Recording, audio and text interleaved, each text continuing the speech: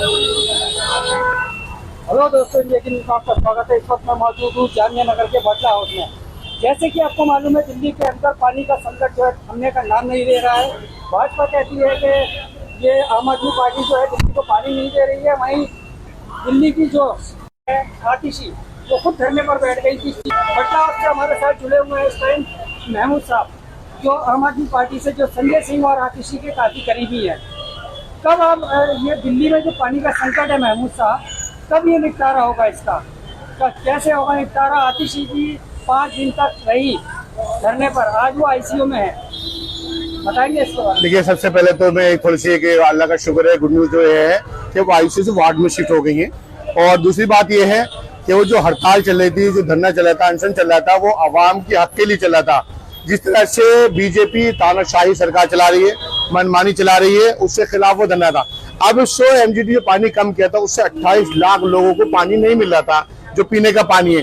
सिर्फ ये कि बार बार कहने के बावजूद भी एक रिक्वेस्ट की गई, मुलाकात भी करने की कोशिश की गई है, प्रधानमंत्री को लेटर भी पहुंचा है, सब कुछ करने के बाद भी लेकिन कोई नतीजा जब नहीं निकला, तो लास्ट में आतिशी मैम को ये रास्ता अपनाना पड़ा है। क्योंकि एक सत्याग्रह एक अच्छा रास्ता होता है अपनी आवाज पहुंचाने का।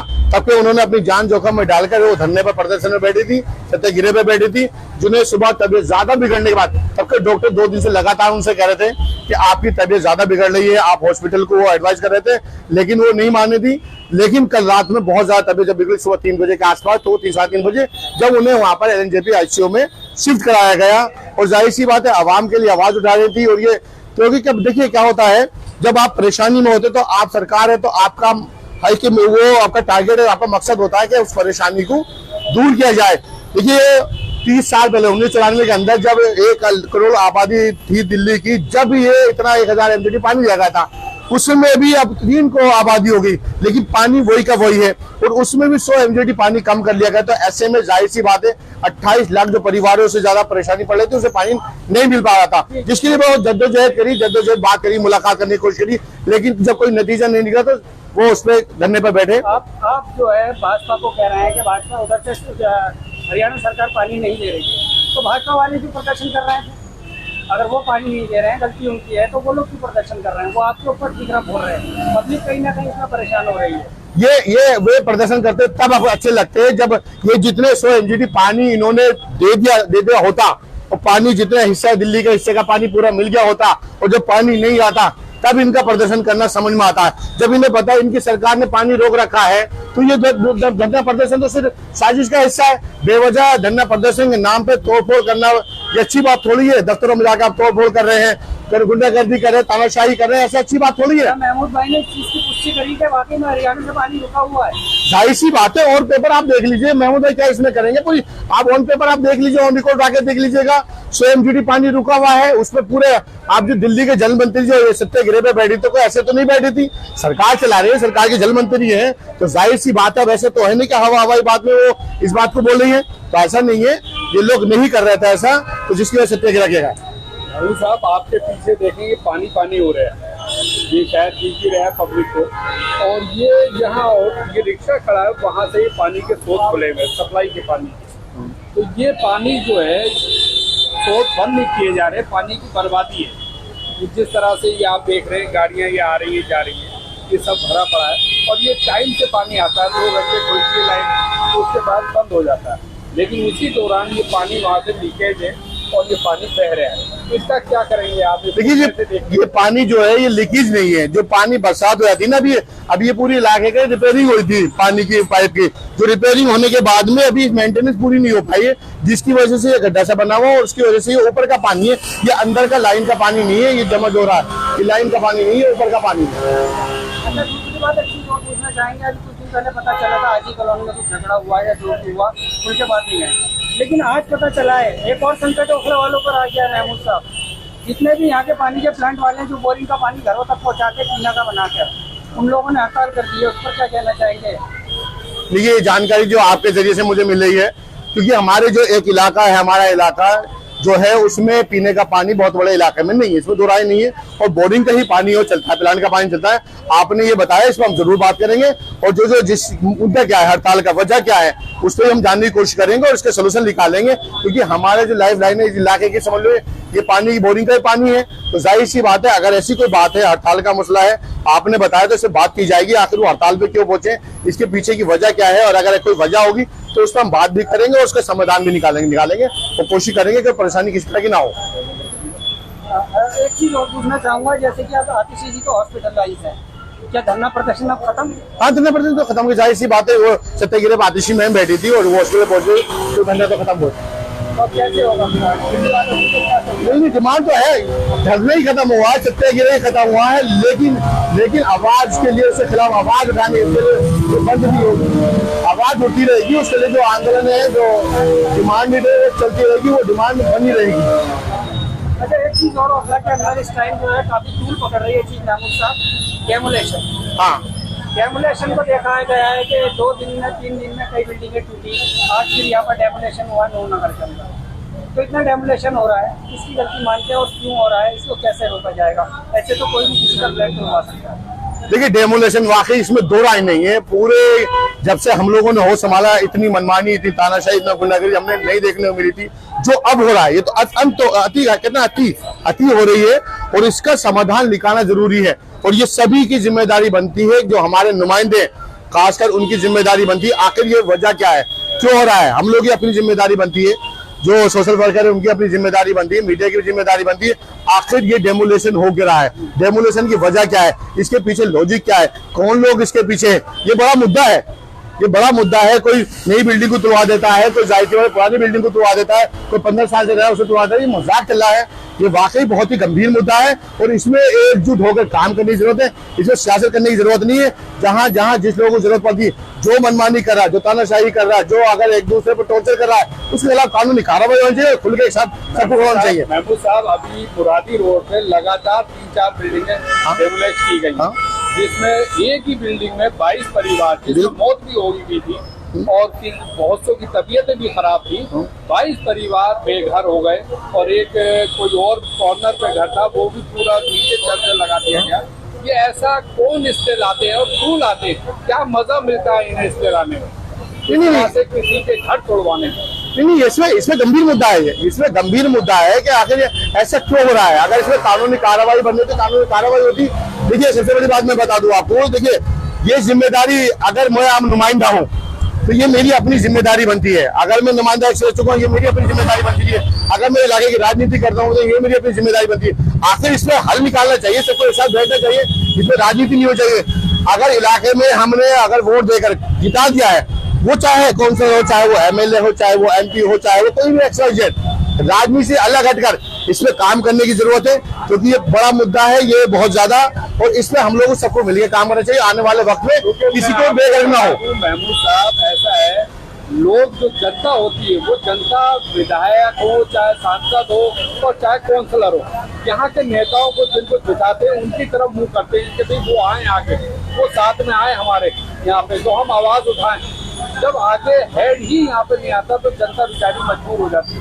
ये क्या रीजन है इसका? देखिए, जब ये आपके हेड ही नहीं आते, लीडर नहीं आते, तो जनता मजबूर हो जाती है। सच ये बात देखा गया है। मैं कभी भी इस बात को नहीं कहता कानून अपने हाथ में लीजिए। अगर वो कोर्ट के ऑर्डर है, मैंने कभी नहीं कहता कि आप उसके खिलाफ जाए खड़े होइए। मैं कभी नहीं कहता कानून का आप सामने आइए, लेकिन आपकी जिम्मेदारी बनती है कि आप लोग सामने खड़े हो, आप लोग बात करें, आप आवाम के साथ खड़े। जो आज हो रहा है वो कल ना हो, उसके लिए मैं बिल्कुल खुल के कहता हूँ इस बात को कि सबको मिलकर खड़ा होना चाहिए। तमाशबीन नहीं बनना चाहिए, तमाशबीन बनने से काम नहीं चलेगा। एक चीज और देखी गई है, मान लीजिए कोई बिल्डर फ्लैट बना रहा है और 5-6 साल पहले बना चुका है, उसके ऊपर केस चल रहा है, लेकिन कोई खरीदने जाता है तो उसे नहीं बताया जाता कि इस पे केस चल रहा है, उसे फ्लैट बेच दिए जाते हैं और फारिग होकर वहां से निकल लेते हैं। लेकिन भुगतता कौन है लास्ट में? जिसने फ्लैट खरीदे वो बेघर हो जाते हैं। इसका जिम्मेदार कौन है? क्या बिल्डर है या फिर एमसीडी और डीडीए? देखिए, सबसे पहले कि मैं जो अभी आप 22 फ्लैट की बात बता रहे थे, मैं लगातार 3 दिन तक देखता रहा, मैं सारी चीजें ऑब्जर्व कर रहा था। मैं खुद भी गया क्योंकि मामला सुप्रीम कोर्ट का था, तो ऐसे में किसी तरह को इंटरफेयर करना ठीक नहीं था और किसी ने भी नहीं किया। लेकिन मौजूदगी दर्ज करानी जरूरी होती है। जब तक नुमाइंदे नहीं खड़े होंगे, जब तक हौसले बढ़ते रहेंगे। या तो सपोर्ट है या हौसले बढ़ेंगे, जाहिर सी बात है। और जब तक उस बिल्डिंग की अगर मैं बात करूं, उस बिल्डिंग में मैं ऐसी फैमिली को जानता हूं जिसकी पूरी फैमिली हज पे गई हुई थी, एक फैमिली। दूसरी फैमिली ऐसी जानती हूँ जिसके हस्बैंड की डेथ होती है और एक लेडीज को इद्दत में बैठी हुई थी, तो मेरे ख्याल से इससे 7-8 दिन पहले ही डेथ हुई थी। तो ये बड़ा दुखी चीजें हैं, बड़े गंभीर मुद्दे हैं ये लोग। और वाकई ये तो अगर किसी बिल्डिंग में केस चल रहा तो जाहिर सी बात है उसका ओपन होना चाहिए, उससे बताना चाहिए कि इसमें ये मसला चला है, नहीं मसला चला। और सबसे बड़ी बात ये बता दूं, आखिर मसले चलते क्यों हैं, ये सब बंद होने चाहिए। अरे आप कहते हैं ना जियो और जीने दो, आप भी सुख रहो, दूसरे को सुखी देखो, क्या मिलता है आप लोगों को किसी को परेशान करके। जब आपको ऊपर पड़ती है, जब आपको समझ में आता है, जब आप दूसरे को ऊपर पड़ती है तो आप उसमें तमाशबीन बनते हो, आप उसमें मजे लेते हो। ये तरीका अच्छा नहीं है। और जाहिर सी बात है हम सबकी जिम्मेदारी बनती है, जितने नुमाइंदे सबकी जिम्मेदारी बनती है, सब एक साथ इकट्ठे हों और आने वाले वक्त में खत्म करें। अब चुनाव नजदीक है, ऐसे में मसीहा बनकर आएंगे, ऐसे मसीहा बनकर आएंगे, क्या मतलब बनता है ऐसे मसीहा बनकर? 4.5 साल मरते हुए छोड़ दो, ठीक है, उसका मसीहा बनकर चुनाव के टाइम पे, तो ऐसे नहीं है। जाहिर सी बात है खड़ा होना पड़ेगा, जो लीडर है उसे खड़ा होना पड़ेगा, जो नुमाइंदे उन्हें खड़ा होना पड़ेगा, जो एक्स नुमाइंदे उन्हें खड़ा होना पड़ेगा। जैसे हम लोग चुनाव लड़ चुके हैं, हम लोग राजनीति करें, हम सबको खड़ा होना पड़ेगा। लेकिन मैं इस बात को फिर कहता हूँ, अगर कानून का अपने हाथ में लेने की कोई जरूरत नहीं, लेकिन बात करने के लिए आवाम के साथ तो खड़ा होना पड़ेगा। कहीं ऐसा तो नहीं MLA साहब हैं, विधायक हैं, सांसद हैं या यहाँ पे काउंसलर हैं, कोई भी हो, कहीं ऐसा तो नहीं वो ये सोचते हो कि हम जनता के साथ जाके खड़े होंगे तो 2-4-10 केस हफ्ते लग जाएंगे, ये डर तो नहीं सताता? ये किस चीज का डर है भाई? अगर सुनिए, मैं तो अगर ये कोई सोचता है कि आवाम की वजह से केस लगेगा या आवाम की वजह से कोई परेशानी होगी तो राजनीति का कोई मतलब ही नहीं बनता। फिर राजनीति का क्या बनता बता? मैं अगर राजनीति कर रहा हूँ, अगर राजनीति कर रहा हूँ, अगर आवाम से मैं अगर ये सोचूंगा आवाम के साथ खड़े होने से मुझे कोई परेशानी पड़ सकती है तो मैं राजनीति ना करूँ, क्या मतलब बनता है राजनीति के? मैं अपने लिए से राजनीति तो कर रहा हूँ मैं, कि मेरे अपने लिए वजह से मेरे ऊपर केस लगते रहे, आवाम की वजह से नहीं लगे। अगर राजनीति कोई भी करेगा तो जाहिर सी बात है, राजनीति कोई भी करेगा तो जाहिर सी बात है आवाम के साथ उसे खड़ा होना पड़ेगा, चाहे उसमें केस लगे, उसमें परेशानी हो, क्योंकि आवाम ने अपना नुमाइंदा बनाया है। आवाम जब नुमाइंदा बनाती है, जाहिर सी बात है अगर हमें टिकट मिला था, हम लोग चुनाव लड़े थे, हम लोग तो आज हमारी जिम्मेदारी बनती है कि हम लोग खड़े हो, और हम लोग खड़े होते हैं, और ये सभी की जिम्मेदारी बनती है। ये वेट नहीं करे कि साहब चुनाव नजदीक आएंगे तो हम लोग खड़े होंगे, मसीहा बनकर आएंगे, नहीं, ऐसा कुछ नहीं है। सबको पहले से खड़ा होना चाहिए। अब ऐसे में चुनाव नजदीक आएंगे तो सब लोग निकल के आएंगे, तमाशा करेंगे, मजारीगिरी करेंगे। कहने का मतलब है जब दुख जनता को होगा, जब नेता लोगों को बाहर आना चाहिए, खड़े होना चाहिए। बिल्कुल, ये चुनाव के नजदीक आने पे नहीं, हर वक्त हमेशा रहना चाहिए, हमेशा। एक बात बताइए, मैंने 2017 में चुनाव लड़ा था, मैं चुनाव हार गया था, या मैं घर बैठा था? आपने कभी किसी ने मुझे देखा? अगर 2017 को भी कुछ 7 साल हो गए, 2012 से मैंने 5 साल लगातार लगा रहा, चुनाव हार गया, चुनाव हारने के बाद कोई टिकट नहीं मिलेगा, कोई बात नहीं, लेकिन लगातार अभी भी लगा हुआ, कहीं भी रात हो दिन हो, हमेशा खड़े हुए, और जिस हिसाब से इंशाल्लाह खड़े थे, खड़े रहेंगे। तो देखिए ज्यादा मसला है, देखिए ज्यादा मैं खुल के कह रहा हूँ, ज्यादा मसला राजनीति का है तो राजनीति अगर आप कर रहे हैं तो आपको परेशानी राजनीति में आवाम के लिए उठानी ही पड़ेगी। अगर चुनाव नजदीक आएंगे और ये सोचेंगे हम कि चुनाव नजदीक आएंगे हम आवाम का दिल जीत लेंगे, तो आवाम अच्छे से जानती है कि चुनाव की वजह से हम लोग राजनीति कर रहे हैं, ये वाकई हम लोग 24 घंटे खड़े होने वाले लोग हैं। आज की जनता सब जान चुकी है, तो इसलिए कोई फर्क नहीं पड़ता।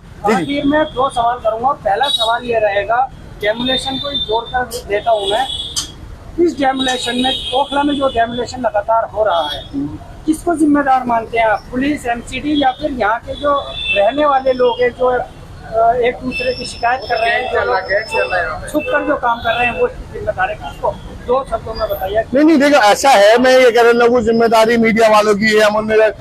इसके पीछे लॉजिक क्या है, यहाँ तक कैसे पहुंच रहे हम लोग इलाके में, हम लोगों ने बबूल बोकर हम लोग उम्मीद करते हैं गुलाब मिलेगा, गुलाब नहीं मिलेगा। बबूल बोएंगे तो कांटे मिलेंगे, तो हमें सोचना पड़ेगा आखिर हमने बबूल बोया कब था, वो किसने बोया था, शुरुआत कैसे हुई थी, और ये अंजाम क्या होता जा रहा है, ये हमें सोचना पड़ेगा, इसे चर्चा करनी पड़ेगी। ऐसा नहीं चल रहा है कि महमूद साहब का महमूद साहब का फ्लैट बन रहा है, या महमूद साहब जिस घर में रहते हैं उसे कोई दूसरा आके तुलवाता है, फिर महमूद साहब उसका तुलवा देंगे, कल को वो उसका, तो यही चल रहा है ना महमूद साहब। वही तो मैं कहना चाह रहा हूँ। इसके पीछे किसी की हिम्मत कैसे हो जाएगी, मुझे आप बताइए। अगर सब लोग जिम्मेदार लोग खड़े हो जाए तो चीटरों की हिम्मत कैसे हो जाएगी, मुझे बताइए ना आप, कैसे हिम्मत हो जाएगी? सारे नुमाइंदे खड़े हो जाएंगे, सारे नेता जो अपनी ख्वाहिशें रखते हैं, चाहे मैं भी उसमें से हूँ, अगर हम लोग सब खड़े हो जाएंगे, सोशल वर्कर सब खड़े हो जाएंगे, मीडिया वाले सब खड़े हो जाएंगे, गलत बोलना शुरू कर देंगे, तो कैसे हिम्मत हो जाएगी किसी की? हिम्मत तब बढ़ती है गलत आदमी की जब सही आदमी या जिसकी जिम्मेदारी बनती है वो अपनी जबान को बंद रखता है, तब ये हौसला बढ़ता है उन लोगों का, वरना हौसला बढ़ ही नहीं सकता। ये हम सबकी जिम्मेदारी बनी, राजनीति से अलग हटकर जो अवाम की परेशानियां, हम सब लोगों को मिलकर अवाम की परेशानियों को दूर करना है। आखिर में सवाल फिर दोबारा से वहीं आता है, जल संकट को लेकर कब तक दिल्ली का जल संकट दूर हो सकता है? इस पर थोड़ी से रोशनी डालें महमूद साहब, क्योंकि आप इलेक्शन लड़ चुके हैं, नुमाइंदे और कोई आता नहीं है कैमरा के सामने, आपको भी आज हमने कॉल करी, आप तैयार हो गए, आप आ गए सामने, हमेशा आते हैं आप, हमेशा रहेंगे। जवाब दीजिए जनता को, खासतौर से दिल्ली को नहीं, ओखला की जनता को जवाब दे दीजिए कि पानी कब तक मिलेगा लोगों को, कैसे इसका समाधान होगा? देखिए, अगर ये सवाल अगर बात ओखला विधानसभा की, तो ये सवाल रहनुमा से करेंगे तो ज्यादा बेहतर रहेगा। और बात अगर पूरी अगर दिल्ली की बात है, पूरी दिल्ली की अगर आप बात कर रहे हैं, तो जाहिर सी बात है जो जल मंत्री आतिशी मैम है वो आवाज लगातार उठा रही है, उसके हौसले पहुंच गए, और जो पार्टी की तरफ से आवाज है वो लगातार उठती रहेगी जब तक संकट दूर नहीं होगा, इतने आवाज दबेगी नहीं। कैसे चलेगी आपकी पार्टी? आपके मुख्यमंत्री जेल में है, उसके बाद मनीष सिसोदिया जेल में है, सिर्फ बचे बाहर तो फिर दोबारा से संजय सिंह। क्या स्कूलों में कोई फर्क पड़ा है? अच्छे खासे स्कूल चल रहे हैं, हॉस्पिटलों में अच्छा खासा इलाज में कोई दिक्कत पड़ी है, बसों का सफर फ्री था, बसों का सफर फ्री है, 200 यूनिट बिजली मिल रही है, वो मिल रही है, अभी भी कोई फर्क नहीं पड़ा। जो पानी है फ्री है, वो पानी मिल रहा है, तो फर्क कहाँ पड़ा है? फर्क नहीं पड़ा है। एक को बंद करेंगे दूसरा खड़ा हुआ, दूसरे बंद करेंगे तीसरा खड़ा हुआ, तीसरे बंद करेंगे चौथा खड़ा हुआ है। और ये जो इरादे में ना ये साजिश कर रहे हैं कि पार्टी वार्टी इनके बस की नहीं तोड़ना, ये वो सिपाही है कि वो आवाम के लिए अपनी जान दे देंगे, लेकिन पीछे हटेंगे नहीं, पार्टी चलती रहेगी। आज नहीं तो कल अरविंद केजरीवाल जी बाहर निकल के आएंगे, सच्चाई की जीत होगी। चलिए, बहुत बहुत शुक्रिया महमूद साहब। ये महमूद साहब थे ओखला से, जो हर जगह मतलब आवाज उठाते हैं हर जनता के लिए। बहुत बहुत तो ये आप लोग देख रहे हैं यहाँ पर, क्या कह रहे थे आप? जी, क्या कह रहे थे आप? ये कह रहा था कि यहाँ पे जो है ना हमारे शुएब दानिश साहब, हमने बहुत बढ़ चढ़ के, और मैं कांग्रेस सपोर्टर हूँ, मैं खुद को बोलता हूँ कांग्रेस सपोर्टर हूँ। महमूद भाई बोल रहे थे, मैं उनको बहुत, उनके छोटे भाई जो है मेरे साथ क्लास में पढ़ा है, लेकिन फिर भी मैं कांग्रेस सपोर्टर हूँ। लेकिन यहाँ पे हमने नाजे दानिश को जिताया, लेकिन उसके बाद ओखला क्षेत्र में आज तक, इससे पहले जो पिछले साल बकरीद पड़ी थी तो यहाँ पे गाड़ियाँ लगी थी, लेकिन इस बार गाड़ियाँ नहीं लगी, पानी भर रहा है। ये देखिए आप क्या बुरा हाल है। तो हम भी ये सोचने मजबूर हो गए हैं कि हमने गलत कुछ काम कर दिया कि हमने नाजे दानिश को जिताया। ओखला क्षेत्र में यकीन मानिए कि यहाँ पे पानी आए दिन भर जाता है बिना बारिश के। ये मेन बाजार ओखला जो है, मेन बाजार जो मुद्दा चल रहा था, अभी मैं आपको एक चीज बता दूं कि ये जो सीवर लाइन का काम है, सड़कों का काम है, ये विधायक साहब का काम है। आपकी नजरों के में, आपकी नॉलेज के लिए बता दूं, ये काउंसलर के अंडर में नहीं आता कि पानी को साफ करेगा। ये एमएलए का काम है कि पाइप लाइन डाले, हमने पाइप को सही से डाले। पिछला जो काउंसलर था ना, जो वाजिद अली, हमने उनको इसी वजह से हराया था कि यहाँ पे पानी की समस्या खत्म नहीं हुई, नाला बना है यहाँ पे। तो मैं आपकी नॉलेज के लिए बता रहा हूँ, फिर बता रहा हूँ कि ये विधायक के अंडर में होते हैं ये काम। मैं आपकी नॉलेज के लिए बता रहा हूँ, लेकिन हमें नहीं पता, लेकिन नाली सीवर ये सब विधायक के अंडर में होते हैं। हमें वाजिद भाई ने बोला था, ये देखिए एक तो पहले आते यार कट खत्म हो गया, सारी दुकान जो है यहाँ पे सारे नेताओं को विधायक साहब को करना चाहिए ना, जो विधायक के अंडर में आते हैं। यहाँ पे ना विधायक साहब कुछ काम कर रहे हैं, ना पे यहाँ पे काउंसलर साहब कुछ काम कर रहे हैं। क्या नाम भाई का? मेरा नाम जहीर अहमद है, मैं ओखला विलेज में, यहाँ पे ओखला चौपाल के पास रहता हूँ जी, नंबरदार जी, यहाँ पे रहता हूँ मैं। लेकिन यहाँ पे जो है ना इतनी परेशानी आज से पहले नहीं हुई जितनी अब हो रही है। अब हो रही है इतना तो वाजिद के मैं आपको बता दूं, आपकी नॉलेज के लिए बता दूं कि यहाँ पर जो है पूरा ओखला जो है दलदल बन चुका है, स्लम एरिया बन चुका है। पूरा जोगाबाई एक्सटेंशन, सारा ये एरिया जो है स्लम एरिया बन चुका है। किस वजह से? सारा खुदा पड़ा है। कौन, किसने खुदवाया बताइए। अब ये तो यहाँ के जो एमएलए साहब के कार्यकर्ताओं ने खुदवाया। मैं कह रहा हूँ जो भी यहाँ के नाम वही है ना, नॉलेज होनी चाहिए। और यहाँ जो है जी जी मैं आपको बता दूं, अभी हमारी बात हो रही थी, महमूद साहब से बेबाक बात हो रही थी।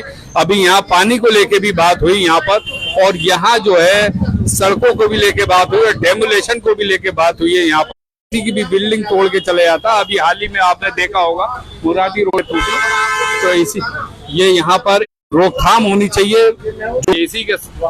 इसी के साथ मैं अहमद, ज़ियान न्यूज़ एक्सप्रेस।